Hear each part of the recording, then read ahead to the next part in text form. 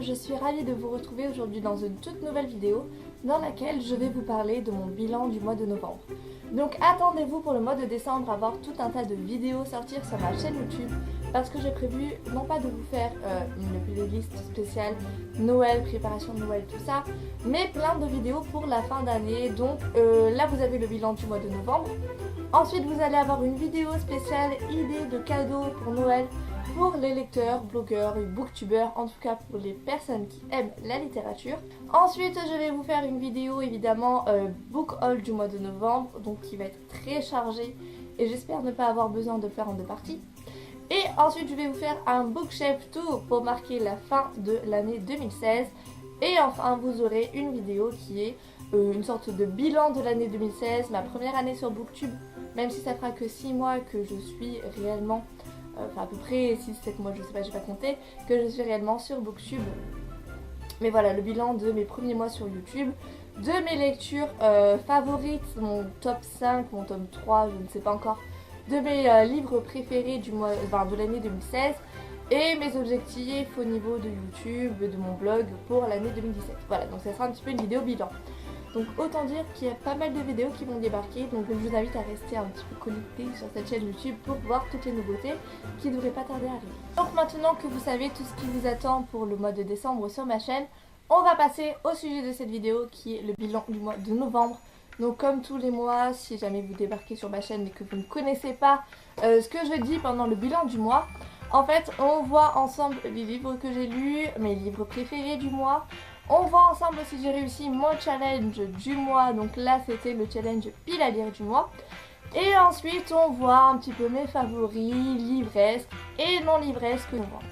Voilà le programme de cette vidéo. Alors ce mois-ci j'ai lu 8 livres, ce que je trouve plutôt pas mal. Voilà. De toute façon tous les livres que j'ai lus, clairement je les ai chroniqués sur le blog ou sur la chaîne YouTube, donc je ne vais pas vous faire tous les titres et tout ça parce que de toute façon c'est du déjà vu, que ce soit sur le blog ou sur la chaîne YouTube. Alors au niveau des livres qui se sont démarqués, Conception, j'ai beaucoup aimé. Donc je l'ai pas sur moi parce que je l'ai prêté à une amie. J'ai beaucoup aimé parce que c'est un livre clairement qui fait peur. Et moi j'adore les livres qui font peur. Ça a d'ailleurs été une lecture commune avec Estelle et Lewis de la chaîne Un livre pour deux. Ça m'a fait penser un petit peu au film, en tout cas la sensation que j'ai eue moi, mon impression d'avoir peur, de pas trop savoir où je vais, de pas trop avoir de réponse à mes questions. Ça m'a fait penser un petit peu au ressenti que j'ai quand je regarde des films d'horreur tels que Paranormal Activity. Mais voilà, c'était une très bonne lecture et je suis très contente d'avoir lu ce livre parce que c'était une très bonne lecture, voilà, tout simplement. J'ai le tome 2 dans ma pile à lire qui m'attend, donc voilà. Après, j'ai un peu peur de lire le tome 2 parce que pour moi, il faut qu'il y ait de la nouveauté. Si c'est la même chose que dans le tome 1, il n'y aura pas trop d'intérêt et en même temps, je vois pas trop ce qu'on va pouvoir voir dans le tome 2. Parce que pour moi le tome 1 se termine, voilà. Il y a un début, un milieu, une fin, pour moi il n'y a pas besoin d'avoir une suite. Donc, ma foi on verra bien ce que nous réserve le tome 2. Et malheureusement j'ai eu une petite déception ce mois-ci avec la saison 1 de la série After, donc écrite par Anna Todd. Pourquoi j'ai été déçue? Parce qu'il y a eu tellement de vagues, il y a eu tellement de compliments sur ce livre que je m'attendais tout simplement à l'adorer, mais malheureusement ça n'a pas été le cas, donc très déçue par rapport à ça. Je comprends pas trop pourquoi il y a un tel engouement. Après ce que je sais c'est que l'engouement c'est pour la série entière et non pas pour le tome 1, donc c'est vrai que peut-être qu'en lisant les 4 autres livres je vais peut-être moi aussi voilà, rentrer dans le mouvement et aimer aussi, mais pour le moment c'est pas du tout le cas. Pourquoi ça n'a pas été le cas? Pourquoi j'ai pas aimé? Tout simplement parce que j'ai trouvé que la relation entre Hardin et Tessa était parfois assez malsaine. Clairement c'est je t'aime, je t'aime plus, je t'aime, je t'aime plus, je t'aime, je t'aime plus du début jusqu'à la fin du livre. Toujours le même scénario, toujours le même mouvement, toujours la même chose. Et je sais pas, c'est pas... Enfin, moi je trouve que c'est pas une relation saine dans le sens où c'est qui fera le plus de mal à l'autre, quoi, clairement. Alors si vous avez lu After et que vous avez aimé, dites-le moi, dites-moi, motivez-moi à lire la suite, clairement. Parce que là, il va falloir pour que je me décide à lire la suite.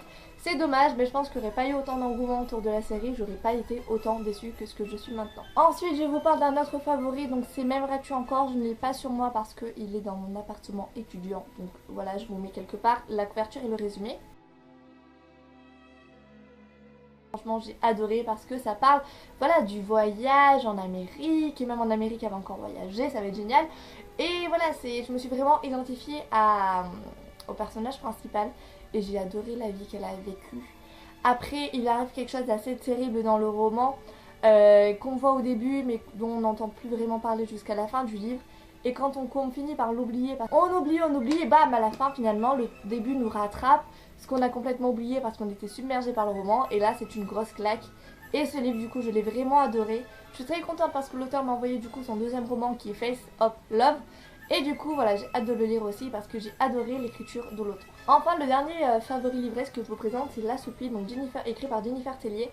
J'ai fait une vidéo, enfin une chronique sur le blog, pardon, il n'y a pas longtemps. C'est un vrai coup de cœur ce livre parce que donc c'est publié chez Niveau Édition, j'ai oublié de vous préciser. C'est un livre de fantasy, mais c'est pas de la fantasy pour jeunes, c'est pas de la fantasy pour enfants. C'est accessible pour tous, ça y a pas de problème, franchement c'est très facile de comprendre ce livre de fantasy, ce qui n'est pas toujours le cas pour tous les livres, n'est-ce pas? Pourquoi est-ce que c'est pas adapté pour les jeunes? Parce qu'il y a quand même pas mal d'actions, de rebondissements, faut suivre le mouvement. Et surtout parce que l'auteur n'hésite pas à faire tuer pas mal de personnages quoi. Il n'y a rien de violent vraiment dans ce livre, mais il y a des morts tout le temps, même à la fin il y a des trucs qu'on tu t'y attends pas du tout. Et que l'auteur quand même décide de faire pour te surprendre, voilà. Parce que l'auteur est assez sadique je pense. Et voilà, vraiment c'est un coup de cœur pour moi. Pourquoi ça a été un coup de cœur? Parce que moi depuis que j'ai vu Le Seigneur des Anneaux, je suis amoureuse des elfes, n'est-ce pas hein? Pour les fans de Legolas, vous me comprendrez je pense. Et du coup dans ce livre ça parle d'elfes. Alors il n'y a pas que les elfes, hein, il y a plein d'autres créatures. Mais les personnages principaux sont soit des demi-hommes, des demi-elfes, soit des elfes. Je vous en dis pas plus, lisez le livre et à la rigueur lisez ma chronique si ça vous intéresse. Voilà, donc ça c'était un petit peu les livres qui se sont démarqués sur mes lectures du mois de novembre. Après maintenant on va parler de ma pile à lire. Est-ce que j'ai réussi mon challenge de pile à lire du mois? Eh bien non, clairement je ne l'ai pas réussi du tout.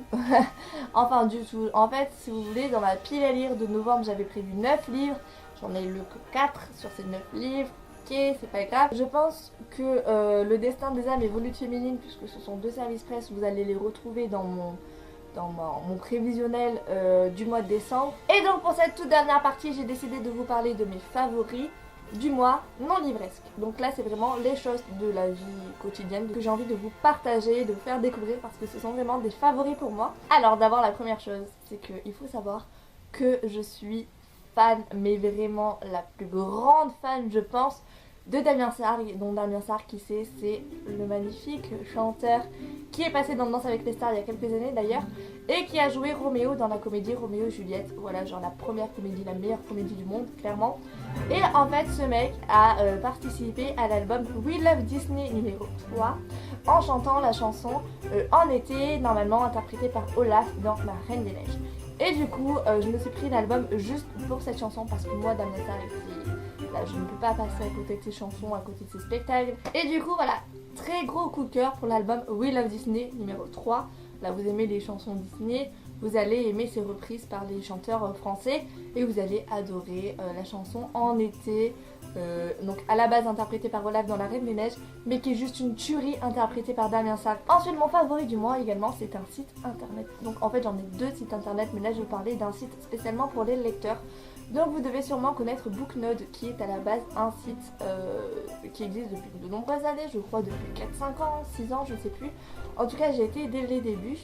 Et c'est un site où clairement c'est un peu la même chose que Livre Addict. Vous pouvez rentrer les livres de votre bibliothèque, faire un classement entre les livres diamant, or, bronze, j'ai pas trop aimé, j'ai pas aimé du tout, c'est dans ma pile à lire, c'est dans mes envies, tout ça. Donc en gros, voilà, vous pouvez créer votre bibliothèque en ligne et puis vous pouvez accéder à un forum où là aussi il y a plein de discussions, un peu comme dans Livre Addict, clairement. Mais pourquoi est-ce que je l'ai mis dans mes favoris? Parce que c'est un site que je suis depuis ses débuts, que j'ai carrément laissé tomber pendant de nombreuses années parce que bah voilà, il y avait Livre Addict à côté, mais avec la version mobile qui est super accessible et qui est vraiment géniale. C'est-à-dire vous allez sur le site en étant sur votre téléphone et clairement c'est hyper agréable d'aller dessus quoi. Et bah j'y retourne maintenant tous les jours. Donnez-moi votre avis si vous connaissez Booknode, mais moi j'adore ce site. Et enfin mon dernier favori qui n'est pas livresque, alors j'aimerais vous parler, c'est un film. Donc j'aurais bien aimé vous parler de Vaiana aussi, mais ça compte pas parce que c'est sorti pendant le mois de décembre, donc je vous en parlerai à la fin du mois de décembre. Mais Les Animaux Fantastiques, oh my god. Alors clairement ce film c'est un coup de cœur. Plus pour les images, pour l'univers que pour le scénario malheureusement. Parce que je trouve qu'il n'y a pas assez de méchants, c'est trop gentil en fait. Mais l'univers, mais les personnages, mais les décors et l'acteur principal, ah coup de cœur obligatoire, coup de cœur. Si vous aimez l'univers d'Harry Potter, franchement je vous conseille en tout cas de foncer voir ce film. Bon, niveau scénario, vous risquez peut-être d'être un petit peu déçus. Et la fin du film en fait nous laisse présager des méchants pour le prochain, donc ça c'est plutôt pas mal. Et en plus avec des acteurs plutôt pas mal aussi. Mais voilà, c'est vrai que moi les Animaux Fantastiques, j'ai aimé surtout pour les décors, pour l'univers, pour l'ambiance, surtout en 3D, c'était vraiment sympa. Donc voilà, moi c'est vraiment un coup de cœur, j'adore et j'adore l'acteur principal, je le kiffe parce qu'il a déjà joué dans plein d'autres films. Et il a ce côté un petit peu perdu, enfantin, un peu niais presque, qui m'a fait clairement craquer. Donc franchement, si vous n'avez pas vu ce film, allez le voir parce qu'il est vraiment génial. Voilà, c'était tout ce que j'avais à vous dire sur mon mois de novembre 2016. Donc pas mal de lectures. J'ai raté mon challenge comme pas possible. Mais il y a le challenge Cold Winter qui a commencé début décembre et j'ai déjà lu mon premier livre du challenge. Donc je pense que franchement, si là je n'arrive pas à réussir ce challenge, c'est qu'il y a un problème quand même. Voilà. Là j'espère vraiment me mettre à fond dans ce challenge là. Du coup nous on se retrouve pour une toute prochaine vidéo qui va apparaître normalement très vite sur la chaîne, où je vais vous parler du coup de toutes ces idées cadeaux à offrir à un lecteur, blogueur, youtubeur, en tout cas quelqu'un qui s'intéresse aux livres et qui ne sont pas pour une fois des livres. Voilà, on part pas sur des livres, on part sur un petit peu tout ce qui peut plaire à des lecteurs en dehors des livres. Et si du coup vous êtes lecteur ou si vous souhaitez acheter des cadeaux à un lecteur, je pense que cette vidéo peut peut-être vous intéresser. Voilà, je vous remercie d'avoir regardé cette vidéo et je vous dis à bientôt. Au revoir.